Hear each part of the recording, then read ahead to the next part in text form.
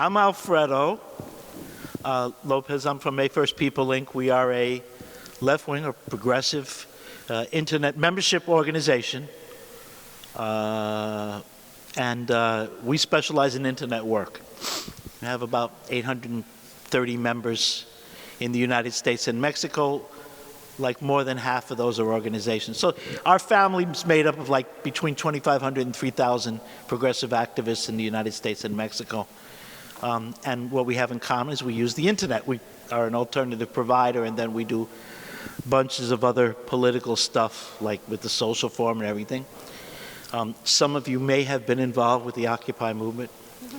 We are, we still are, our servers are the largest home in the world to Occupy movement websites. So you may know us through that, or actually you may not know us at all, but now you do because I just told you about it. So please remember what I just said. I'm here to make you. My purpose really here is to make you really, really, really upset, as we are on May 1st People Inc., and disturbed and prone to action. And I want to do that by contextualizing all of this stuff a little bit in terms of what the internet is and what this surveillance actually represents. You're living in a country that's being governed by a criminal enterprise. And it is an ongoing criminal enterprise. I didn't make this up, because you're the legal, mutant legal, right? The mutant part I might qualify for, legal part I don't, but all of you, a lot of you are involved in law. And you know these are direct, consistent, and ongoing violations of amendments in the Bill of Rights, particularly the Fourth Amendment. And there's nothing more specific than the Fourth Amendment in the Bill of Rights of the Constitution. It says you got to have a warrant that says what you're looking to take. And you got to take it from a particular location. It doesn't say the particular location you could take it from is the entire communications of the human race, and you can take whatever you find there. That's not what it says. I don't care what Brother President says, or the rest of them, Clapper, or all the rest of them, all the mumbo-jumbo that they have been talking to us. There's a recent mumbo-jumbo revelation. Oh, we took 56,000 emails by mistake of people who are innocent. How you know they're innocent? And where did the 56,000 people come from? 56,000 emails. What we see is a blanket surveillance going on. Surveillance being the collection of data. What is out there, they are trying to take. And what I want to talk about briefly is how they're doing that and what it really means. This violates the purpose and the culture of the internet, but there's something really important to remember about the internet. I want to call us back to this. The internet is not about privacy or confidentiality. You want privacy or confidentiality, you got to lock yourself in a room. That's not what the internet's about. The internet's about communication. The internet is about interaction with the rest of the human race. And that's what they're attacking. They're going after your ability as a movement to organize action against the oppression that they have fashioned and built. And that's why it's coming up now. It's not a coincidence that as societies are moving in struggle and the world is falling apart, these dodo heads come up with this massive blanket surveillance system. Who do you think they're looking at? What are they going to find? They care about privacy, what you're saying to people about where you're going out to dinner? They don't care. Brother Obama doesn't care about that. They're worried about how you're organizing, who you're organizing with, and what you're organizing to do. And you can become a threat the moment they say you are.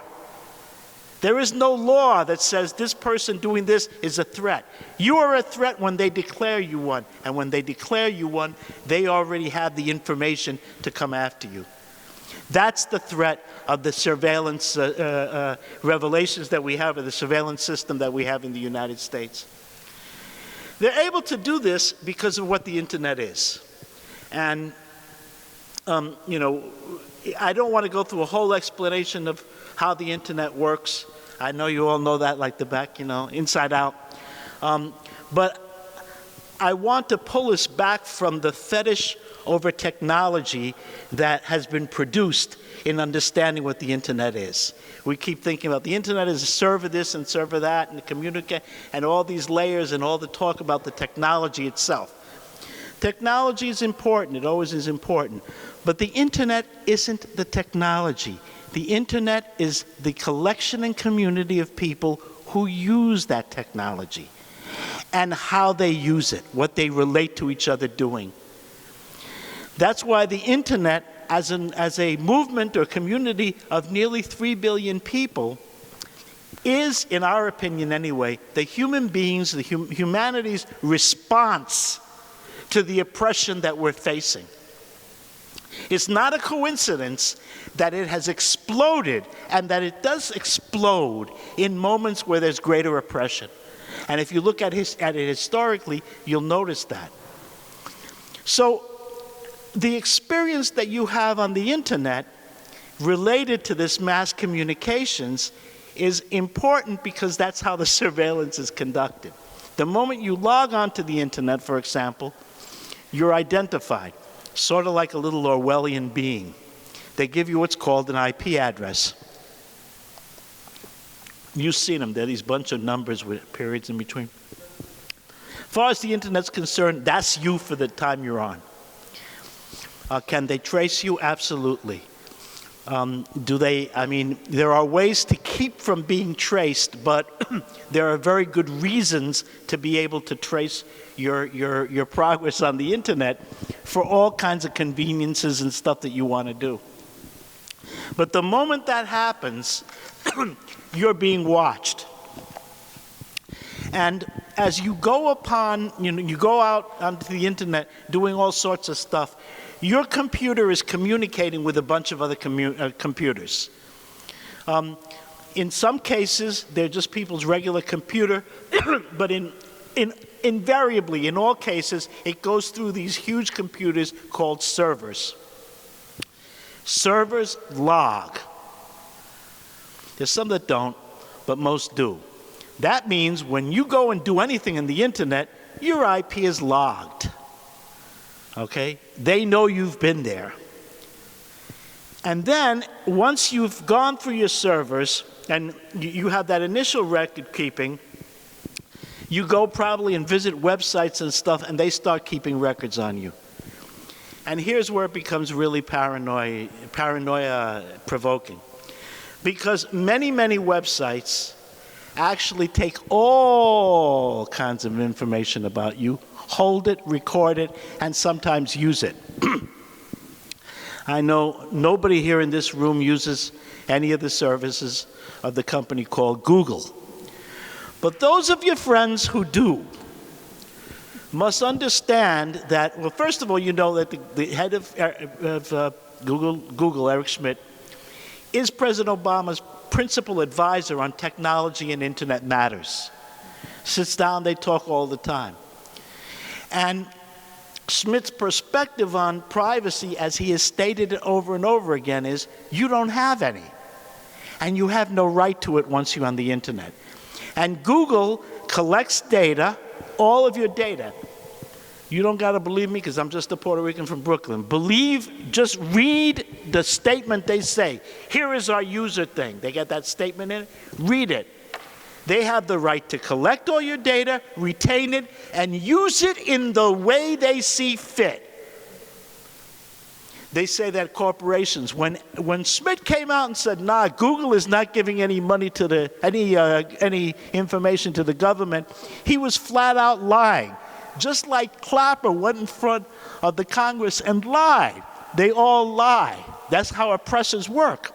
And that's what he did. He lied. So when you use these particular types of services, you are prone to have a transfer of information immediately to the government in many, many different kinds of ways. They also transfer it to other corporations and things like that. There's ways of stopping that. I mean, one way is don't use their services. But, and also you can check. There are all kinds of laws and being, discussed and regulations being discussed at an international level where they give you the option of checking so that you don't collect that information. But you ain't going to do that. You don't even look for the place where you could put the check that says don't leave me any information. Who does that? Nobody does that. And so they will collect all of your information and do what they want with it. That's a pretty dreary picture. I wish I could make it a lot more fun, but what I'm about to say briefly is going to be even drearier. Sarah talked about the FISA court. That court has taken thousands and thousands and thousands of requests. Last report it has, it took nearly 3,000 requests, and I think it rejected 14 of the requests. The rest were granted. All of that is surveillance material and capture material. I'm not sure if anybody talked about the favored partner agreements, but the United States government has a series of agreements with corporations, there are 147 of them right now, all over the world called favored partner. And in exchange for goodies, like they give them, I don't know, they give it, whatever corporations do with government, I guess they make money. So they do like bids and stuff, and they say, now you can get the first bid and everything. In exchange for that, they give them stuff. Engineering firms will give the government preferred, whatever engineering firms do, and all the different kinds of designs and everything.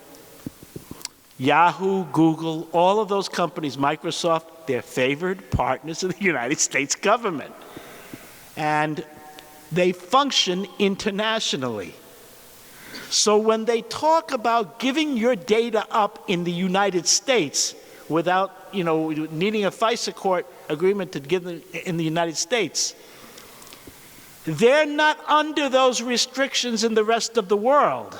And that's the struggle that the British government, French government, and several of the other governments are launching. That's the reaction that they have. That's the reason for that reaction, because their servers are in all these other countries where the data can easily be given up. So, and then I just want to briefly mention before I do the end of the so, when I go on to the so sentence, there's this I think it's important. It's the two over collection rule. NSA say they do. You send me an email, and you're like, they don't trust you. You're on with some list. Let me put it this way. Let's be concrete. I send you an email because I am on a bunch of lists. So I send you an email, and you send an email to a relative of yours. The relative of yours is subject to collection and review, their email. It's two over.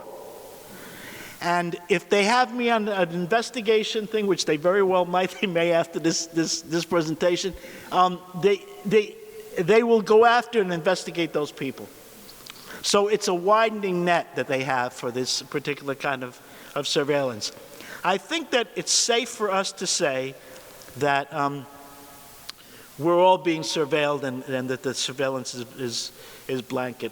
How in the world did we get here? Well, one is provide a collaboration. I just talked about Google and these other things.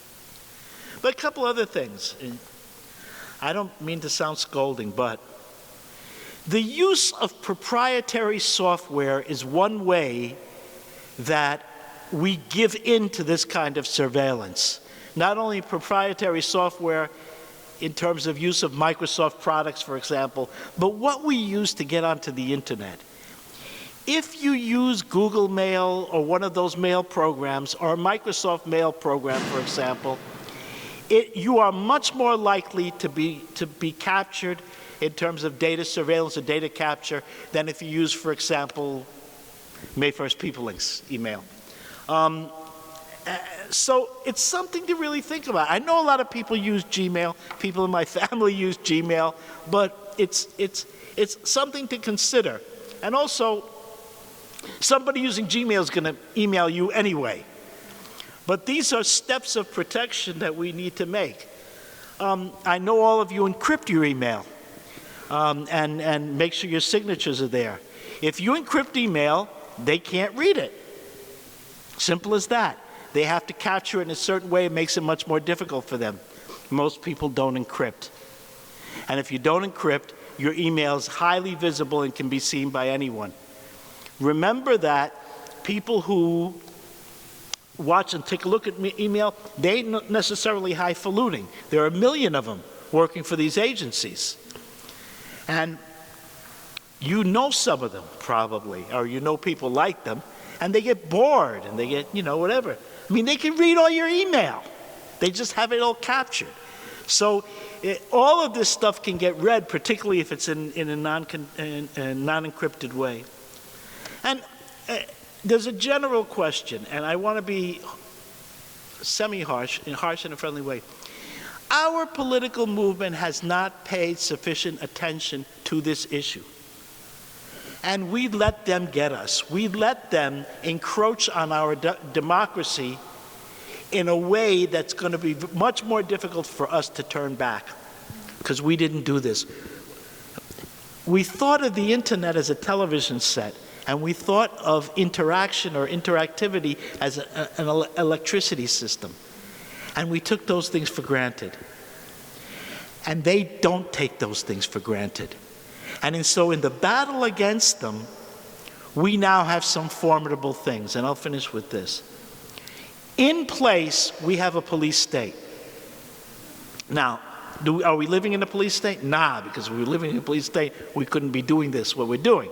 It's not a police state. But the structure of the police state is there, and they can trigger it on with the proper, political argument, whatever else they need. So that's something we need to attack as a priority. We can't allow them to have a police state structure ready to go into place. And remember what I said before. This is about you. They really don't care about people who are dancing in some club. They care about you guys, people who are organizing around this stuff. It's you they want to surveil, because it's you they want to make sure don't get involved in any activity that could end up overthrowing them or something. We also, though, have a powerful movement seeking to respond to this. And it's important to remember, we are stronger than they are. They do have apparatus, they have a bunch of other stuff, but we have a huge majority of people in this world, worldwide, and we have the mechanism and structure, we have the technology to communicate with that worldwide community. And so the more communicating we do with the world around these issues, the more successful we're going to be in combating it. The fact is, communication that you do with people in Africa and Asia is enormously important in winning the fight in the United States of America. And to remember that the internet, when all is said and done, we created this and it's still ours. It don't belong to none of these other guys. It belongs to us. It's an arena of struggle, but it is still ours, and we have the right to it, and we have the obligation and responsibility to preserve it. Thanks. So you're asking if it goes from sender and recipient, if they get both information? They get location right on sender and recipient, assuming that the sender and the recipient are not on the same system. Yeah. Can you hear me now? Yeah. Okay. They do. The problem is that the data level that they're dealing with the phones is only what they're saying. It appears that they're not getting the full information on phone calling. But it's a mistake to view the phone calling in isolation from the rest of the data gathering. Once they get your phone number and know who you're talking to, they have plenty of resource to find out what you're talking about, because they can get your email and everything else. There is no limit to what they can do with this kind of data.